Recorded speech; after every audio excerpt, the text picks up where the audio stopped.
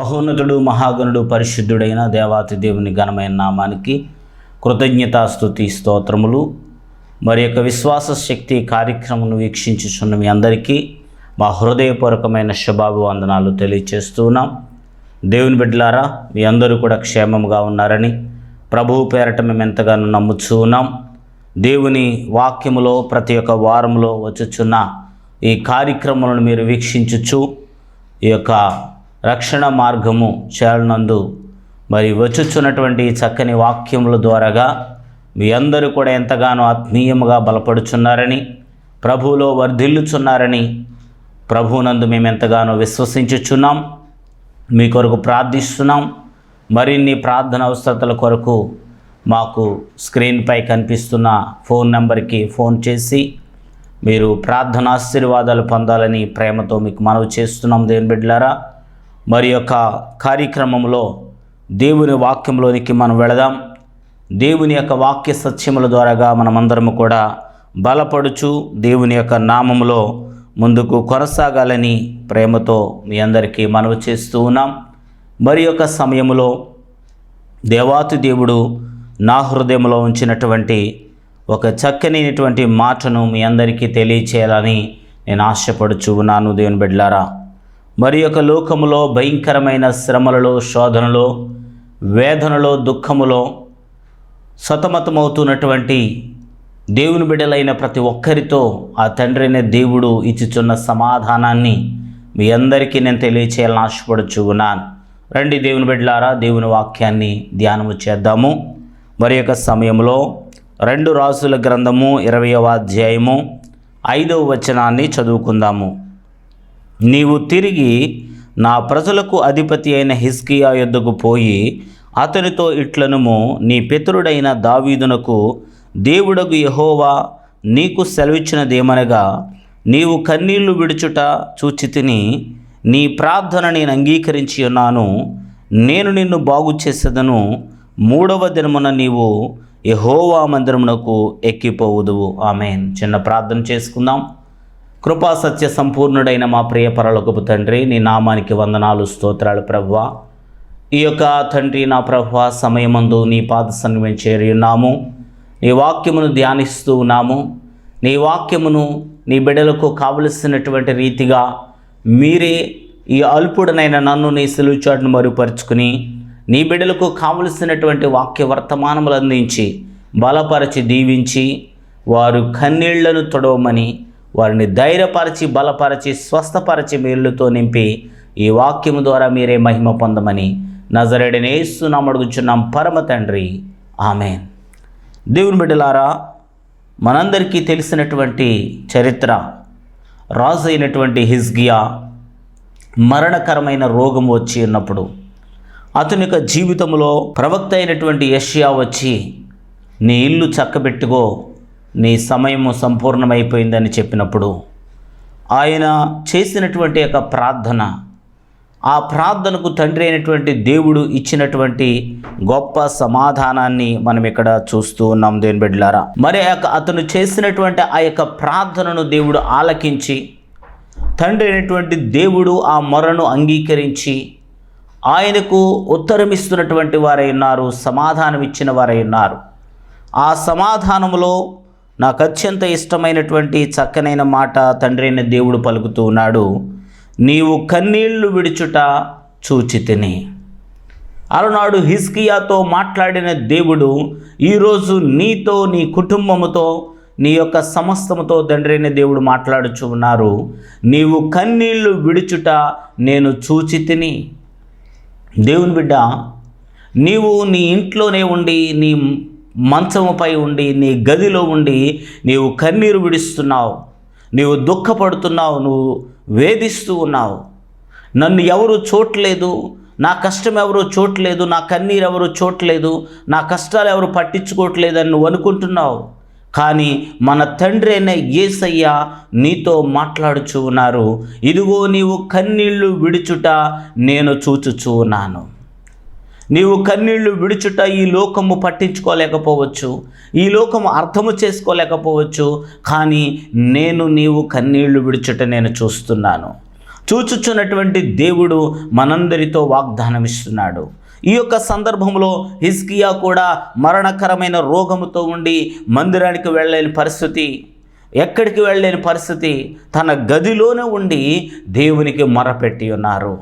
ఈ రోజున కన్నీళ్లతో బాధలతో ఉన్నటువంటి, వ్యాధులతో ఉన్నటువంటి నా ప్రియ తల్లి, ప్రియ సహోదరి, సహోదరుడా, తండ్రి అయిన దేవుడు నీతో నేరుగా మాట్లాడుచూ ఉన్నాడు. నీవు ఎక్కడికి వెళ్ళలేకపోతున్నప్పటికీ పర్వాలేదు, నీ ఇంటిలోనే ఉండి, నీ గదిలోనే ఉండి నీ తండ్రి అయిన దేవునికి నీ కన్నీటి ప్రార్థన నువ్వు తెలియచేయాలి. నీ యొక్క వేదన, నీ దుఃఖము తండ్రి అయిన యేసయ్యకు నువ్వు చెప్పినప్పుడు ఆ తండ్రి అయిన దేవుడు నీ కన్నీరును చూచుచున్న దేవుడు, నీ కన్నీటిని ప్రేమించుచున్న దేవుడు, నీ కన్నీటిని తుడవడానికి సిద్ధముగా ఉండిన దేవుడు. నీవు కఠినమైన హృదయముతో ఉండొద్దు. నా దేవుడు కూడా నన్ను విడిచిపెట్టేశాడు, నా దేవుడు నన్ను పట్టించుకోవట్లేదు, నా దేవుడు నాకు సహాయం చేయట్లేదని ఒక నిరుత్సాహ భావంతో నీవు ఉండొద్దు. దేవుని బిడ్డ, నీవు ప్రార్థన చేయి. విరిగి నలిగిన హృదయముతో, పగిలిన గుండెతో నువ్వు ప్రార్థన చేయి. నీ తండ్రి అయిన దేవుడు నీకు సమాధానం అవుతున్నాడు. ఇక్కడ హిజ్కియాకు సమాధానం ఇచ్చిన దేవుడు, ఇదిగో నీవు కన్నీళ్లు విడుచుట చూచి తిని, నీ ప్రార్థన నేను అంగీకరించి ఉన్నాను, నేను నిన్ను బాగు చేసేదను, 3వ దినమున నీవు మందిరానికి ఎక్కి వెళతావు. ఆమేన్, హల్లెలూయా. ఈ యొక్క సమయంలో కూడా తండ్రి అయిన దేవుడు నీతో వాగ్దానం ఇస్తున్నాడు. నీవు కన్నీళ్లు విడుచుట నేను చూచాను కనుక నేను నిన్ను బాగు చేస్తాను, నేను నిన్ను స్వస్థపరుస్తాను, నీవు 3వ దినమున నీవు మందిరానికి ఎక్కి వెళ్ళబోతున్నావు. విశ్వాసముంచు దేవుని బిడ్డ, నమ్మకించు దేవుని బిడ్డ. నీవు కన్నీళ్లను విడుచుట మరి మాని దేవుని సన్నిధిలో ధైర్యము కలిగి ప్రార్థన చేయాలి. మరి హిజ్కియా ఎలాగైతే గోడ తట్టు తిరిగి కన్నీరు విడిచి పశ్చాత్తాపముతో దేవుని సన్నిధిలో మొరపెట్టి ఉన్నాడు, ప్రభువా నేను చేసినటువంటి నా నీతి క్రియలు, లేకపోతే నేను చేసిన మంచి కార్యాలు, నీ ఎదుట నేను యథార్థముగా ఎలా నడుచుకున్నానో ఒకసారి జ్ఞాపకం చేసుకొని నన్ను కరుణించు, స్వస్థపరచు అని చేసిన ప్రార్థన ఈ రోజున నీవు చేయాల్సినటువంటి వారు ఉన్నారని నేను ప్రభువు పేరట మనవి చేస్తూ ఉన్నాను. అనేకుల రోగులను స్వస్థపరచిన యేసయ్య, అనేకులను బాగు చేసిన యేసయ్య నిన్ను కూడా బాగు చేయగలడు. దీని బిడ్డల తమిళనాడులో సేవ చేస్తున్న తిరుత్తమ్ అనబడిన ఒక దైవజనుడు తన సాక్ష్యాన్ని పంచుకొని ఉన్నారు.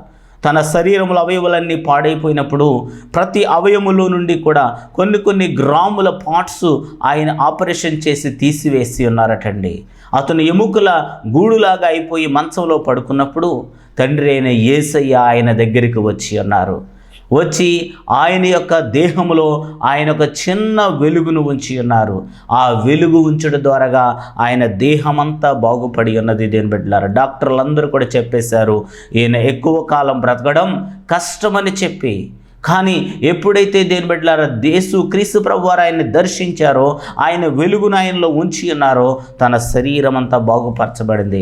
అప్పటి వరకు ట్యూబుల ద్వారాగా మరి పాలను, ఆహారాన్ని నోట్లో, ముక్కులో, మరి పొట్టలో అన్ని వైపుల నుంచి కూడా మరి ట్యూబులు పెట్టి ఉన్న తన శరీరంలోనికి ప్రభువు శక్తి ప్రవేశించింది కనుక ఒక 6 నెలల కంటే మీరు ఎక్కువగా బ్రతకరు అని చెప్పినటువంటి ఆ యొక్క సేవకుడు ఇప్పటికీ 22 సంవత్సరాలైనా కూడా ఆయన క్షేమంగా ఉన్నారు. ఆమేన్, హల్లెలూయా.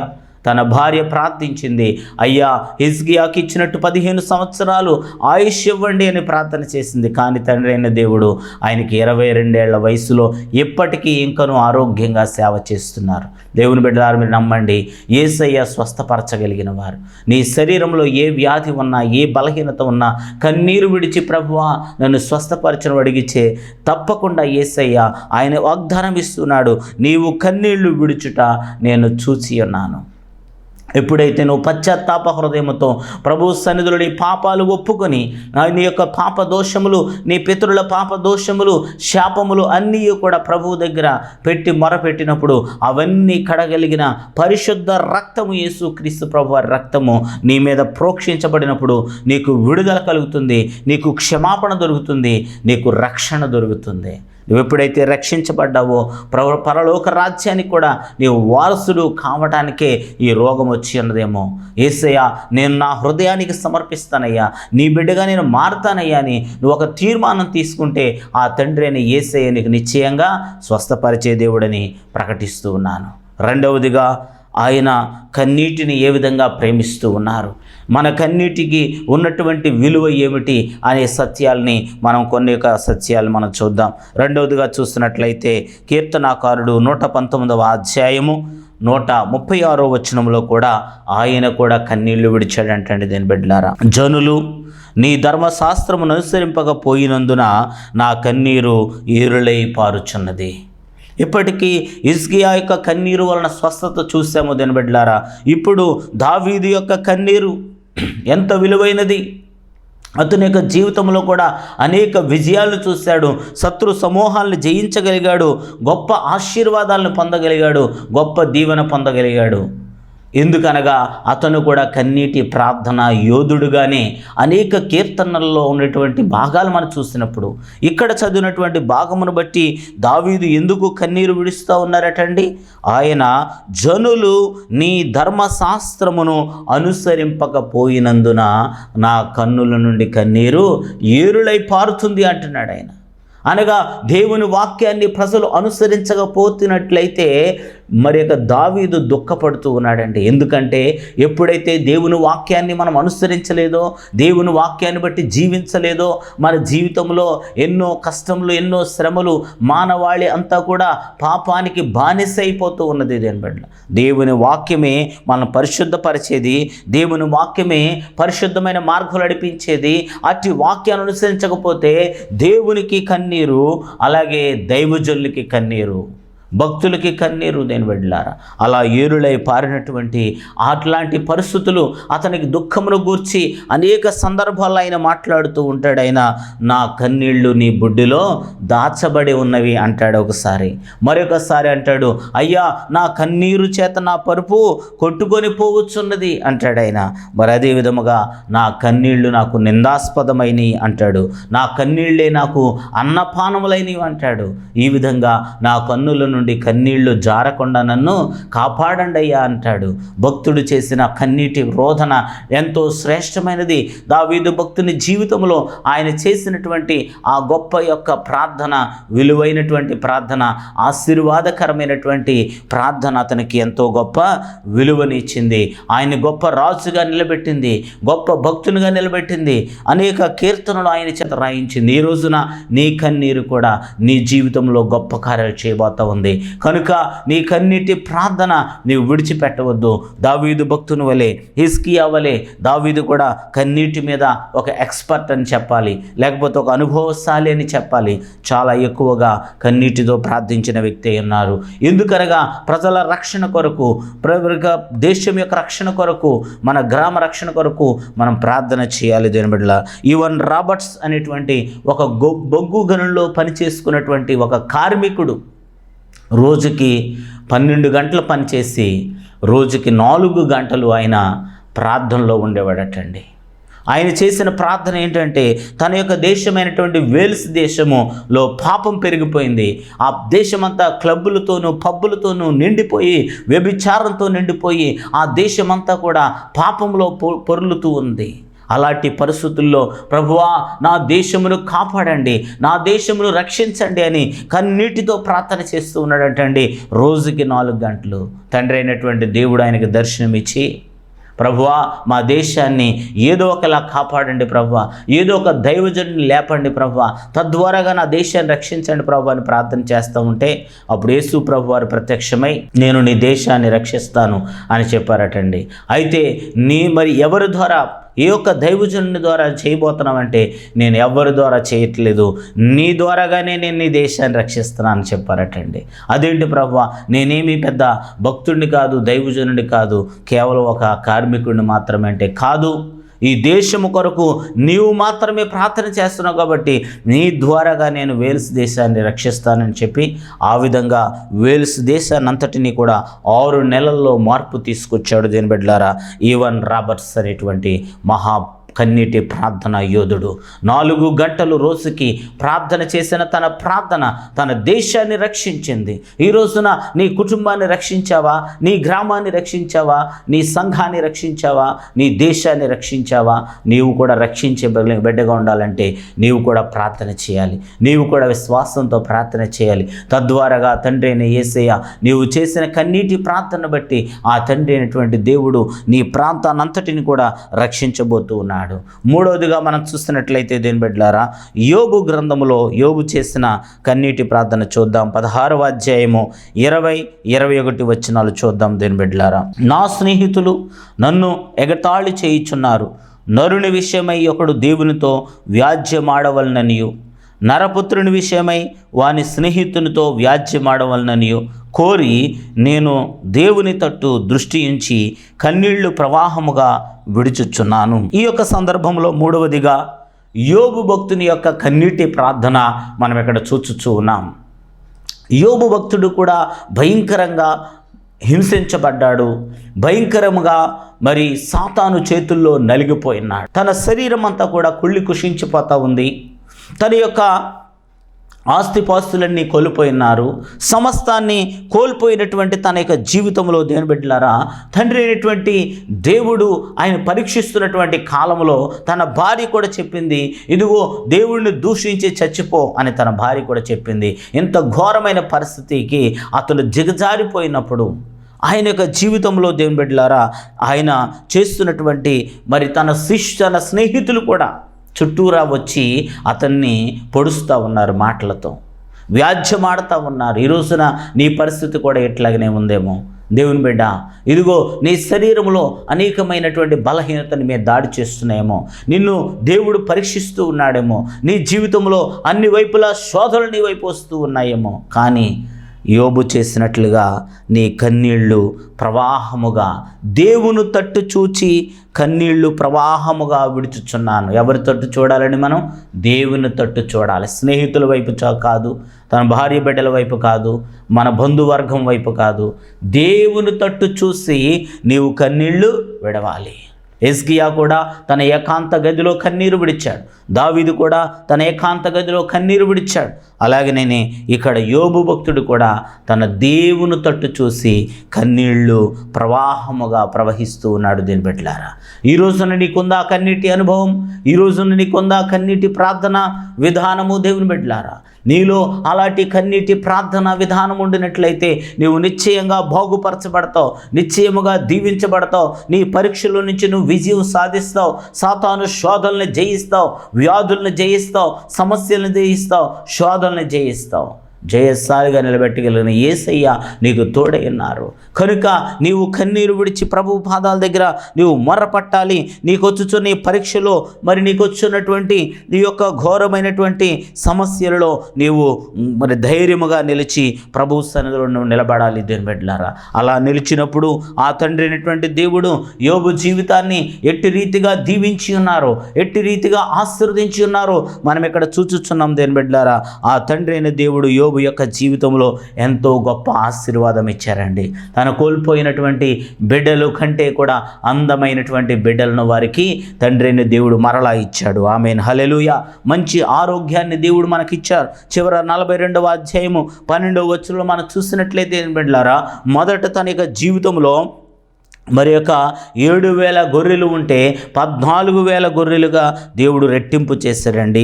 అలాగే 3,000 ఒంటెలు ఉంటే అతనికి 6,000 ఒంటెలుగా దేవుడు అతన్ని దీవించాడండి. మరి 500 జతల ఎడ్లు మొదట ఉంటే చివరిలో ఆయనకి 1000 జతల ఎడ్లుగా దేవుడు దీవించాడండి. ఆ విధముగా దేవుని బిడ్డలారా, అతని యొక్క జీవితంలో 500 మరి ఆడుగాడిదలు ఉన్నాయటండి ప్రారంభంలో. కానీ చివరిలో ఆయన జీవితం 1000 ఆడుగాడిదలను దేవుడిచ్చాడు. అలా అంటే రెట్టింపు దీవెన. నీవు శోధించబడిన తర్వాత సువర్ణముగా మార్చబడతావు. నా ఎన్ని కోల్పోయాను, నా జీవితం అంతా కూడా నష్టపోయాను, నా యేసుక్రీస్తు ప్రభు వారు నాకేం మేలు చేశారని నువ్వు చింతపడుతున్నావేమో దేవుని బిడ్డలారా. కానీ నీకున్నటువంటి కొంచెమును దేవుడు తీసివేసి శ్రేష్టమైనది దేవుడు నీకు ఇవ్వబోతున్నాడు. శ్రేష్టమైన ఆశీర్వాదం నీకు ఇవ్వబోతున్నాడు. ఒక తండ్రి కూడా తన కుమార్తెను ఒక ప్లాస్టిక్ ముత్యాలహారం కొనుక్కున్నప్పుడు ఆ ముత్యాలహారంతో ఎంతో బాధపడుతూ ఉంది, ఎంతో సంతోషిస్తూ ఉంది. ఆ యొక్క మరి ముత్యాల హారం అనుకుని ప్లాస్టిక్ హారంతో ఉంటా ఉంది. కానీ తన తండ్రి అనుకున్నాడు ఆమెకి ఒరిజినల్ ఇవ్వాలని. ఆయన ఏమి చెప్పాడు? ఇదిగో నీ దగ్గర ఉన్నటువంటి ఆ ప్లాస్టిక్ ముత్యాల హారం నాకు ఇచ్చేసేయి అని అడిగాడు. కానీ ఇవ్వట్లేదు. అలా అడగ్గా చివరికి ఏం చేసింది? ఆమె ఆ ప్లాస్టిక్ది ఇచ్చేసిన తర్వాత తన తండ్రి ఒరిజినల్ ఇచ్చాడు. ఆమేన్, హల్లెలూయా. ఈ రోజున మన తండ్రి అనే దేవుడు కూడా నీ దగ్గర ఉన్నటువంటిది తీసివేయాలని ఆశపడుతున్నాడు. ఎందుకనంటే నీకు బహుశ్రేష్టమైనది ఇవ్వడానికి.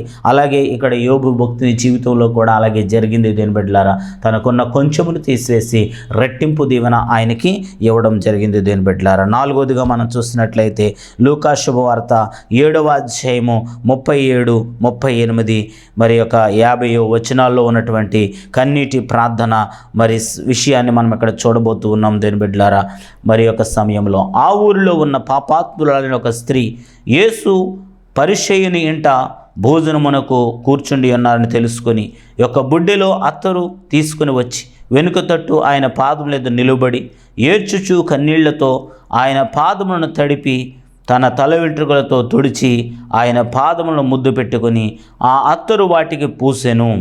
మరి 51 వచనం కూడా చూద్దాం. అందుకు ఆయన, నీ విశ్వాసమును రక్షించెను, సమాధానము గలదానవే వెళ్ళుమని ఆ స్త్రీతో చెప్పెను. ఆమేన్. మరి ఒక 4వ ప్రార్థన యోధురాలు పాపాత్మురాలైన స్త్రీ. మరి ఇక్కడ హిజ్కియా కన్నీరు చూసాము, దావీదు కన్నీరు చూసాము, యోబు కన్నీరు చూసాము. ఇప్పుడు పాపాత్మురాలైన స్త్రీ యొక్క కన్నీరు. తన జీవితంలో ఉండిన పాపాత్మురాలు అనబడిన ముద్రతో ఆమె ఉంది. కానీ యేసయ్య పాదాల దగ్గరకు వచ్చింది, మిక్కిలి విలువైన అత్తరుబుడు తీసుకొచ్చింది, ఆయన పాదాలను కన్నీళ్లతో తడిపింది, తల వెంట్రుకలతో తుడిచింది, ఆ పాదములు ముద్దు పెట్టుకుంటూ ఉంది. అదే విధముగా ఆ అత్తరుతో ఆ పాదాలని మరి పూసింది, అత్తరు పూసింది.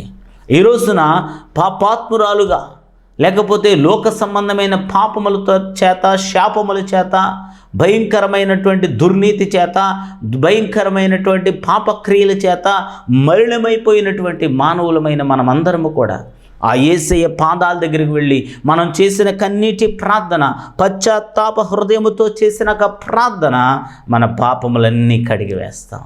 ఈ పాపాత్ములైనటువంటి స్త్రీ కూడా వెళ్ళి ఏం చేసిందంటండి? యేసయ్య పాదాల పశ్చాత్తాప హృదయంతో తన హృదయం అనేటువంటి బుడ్డెను పగలగొట్టింది. మరి అక్కడ అత్తరు రాసింది. దేని బిడ్డలారా, మరి విలువైనటువంటి కురులను, ఈ తల వెంట్రుకలను స్త్రీలు ఎంతో ప్రేమిస్తారు. అలాంటి వెంట్రుకలను యేసయ్య పాదాలని తుడవటానికి వాడుకున్నది. దేని బిడ్డలారా, ఎంత తగ్గింపు జీవితం కలిగి ఉంది.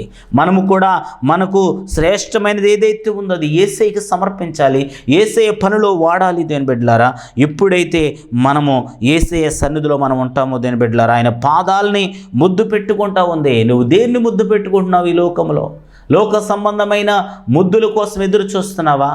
వద్దు. దేని బిడ్డలారా, యేసయ్య పాదాల దగ్గర పరిశుద్ధమైనటువంటి ముద్దుతో నువ్వు జీవించాలని ఆశపడుతూ ఉన్నాను. అదేవిధంగా ఆమె ఏం పొందిందండి?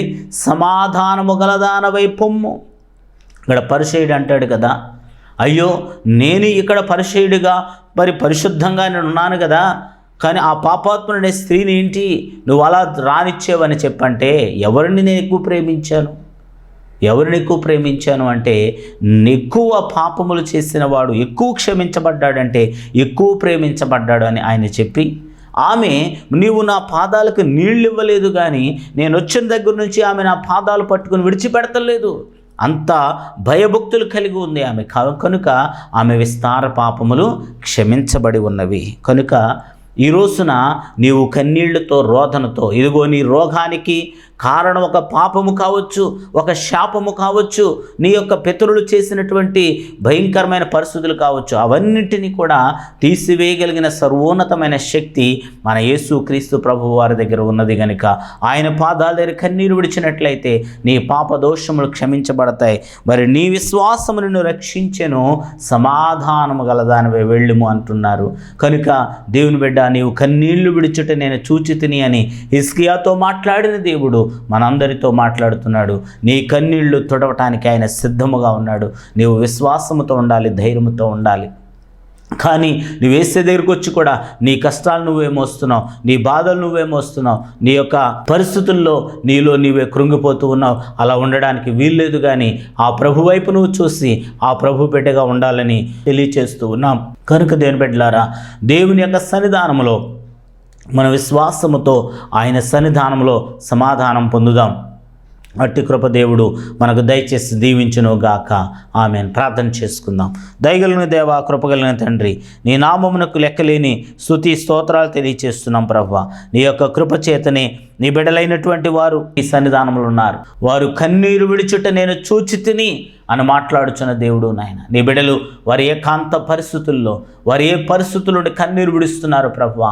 హిజ్కియా కన్నీరు తుడిచిన దేవా, దావీదు కన్నీరు తుడిచిన దేవా, యోబు కన్నీరు తుడిచిన దేవా, ఇదిగో పాపాత్ముడనే స్త్రీ కన్నీరు తుడిచిన దేవా, నీ బిడ్డల కన్నీరు కూడా తోడవండి ప్రభువా. ఇప్పటికీ వారి కన్నీళ్లు వారి చేతులతో వారే తుడుచుకుంటున్నారేమో. అయ్యో, నా కన్నీరు తుడిచేవారు లేరని దుఃఖపడుతున్నారేమో. కానీ నీవు వారి కన్నీరు తుడిచి వారికి ధైర్యం ప్రసాదించండి ప్రభువా అని నీ పాదాల దగ్గర మొరపెడుతూ ఉన్నాం ప్రభువా. నీకు స్తోత్రాలు. మనమందరము కూడా యేసయ్య పాదాలను కడిగి ఆయన పాదాల దగ్గర మరి క్షమాపణ పొందుదాం, విడుదల పొందుదాం, స్వస్థత పొందుదాం. ఆ ప్రభు అయిన యేసయ్య వైపు మనం చూద్దాం. Praise the God. హల్లెలూయా. పాదాలని కడగనా, యేసు పాదాలనే కడగనా, కన్నీటితో కడిగి పన్నీరు పూయనా, కన్నీటితో కడిగి పన్నీరు పూయనా, నన్నేలు స్వామికి నా జీవనాదునికి, నన్నేలు స్వామికి నా జీవనాదునికి, పాదాలనే కడగనా, యేసు పాదాలనే కడగనా, నా పాప భారాన్ని మోసేందుకు ప్రభువు నా కొరకు లోకాన ఉదయించెను, నా పాప భారాన్ని మోసేందుకు ప్రభువు నా కొరకు లోకాన ఉదయించెను, నరకాగ్ని నుండి నన్ను రక్షించెను, పరలోక భాగ్యము నాకిచ్చెను, పరలోక భాగ్యము నాకిచ్చెను, పాదాలనే కడగనా, యేసు పాదాలనే కడగనా, పాదాలనే కడగనా, యేసు పాదాలనే కడగనా. నా ప్రియ తల్లి, ప్రియ సహోదరి సహోదరుడా, యేసయ్య పాదాలు కడిగినట్లయితే, పశ్చాత్తాప హృదయముతో కన్నీటితో యేసయ్య సన్నిధిలో ఉండినట్లయితే, ఆ తండ్రి అయిన దేవుడు నిశ్చయముగా నీ కన్నీరు తుడుచుచున్నాడు, నీ జీవితంలో అద్భుతము చేయుచున్నారు. దేవానికి స్తోత్రాలు. నీ బిడ్డల జీవితాల్లో గొప్ప విమోచన దయచేయండి, గొప్ప సమాధానము దయచేయండి, గొప్ప విడుదల కలుగు చేయండి, స్వస్థత కలుగు చేయండి, దీవెన కలుగు చేయండి, ఆశీర్వాదం కలుగు చేయండి. నీ యొక్క బిడ్డలను దర్శించమని, స్వస్థపరచమని, లేవనెత్తమని, ఆశీర్వదించమని, నీ బిడ్డల జీవితాల్లో బహుదీవెన ఆశీర్వాదములు నీ బిడ్డల జీవితాలు మరి అనుగ్రహించి, నీ కృపలో నానాటి హెచ్చించి, నీ కృపా సమృద్ధులు మీరే బలపరిచి, దీవించి, ఆశీర్వదించి మీరే మహిమ, ఘనత, ప్రభావాలు ఆరోపించుకోమని నజరేయుడైన యేసయ్య ప్రశస్తమైన నామములో అడిగి వేడుకొని పొంది ఉన్న మా పరమ తండ్రి. Amen, amen, amen. God bless you all. దేవుడు బాగా దీవించి ఆశీర్వదించును గాక. ఆమెన్.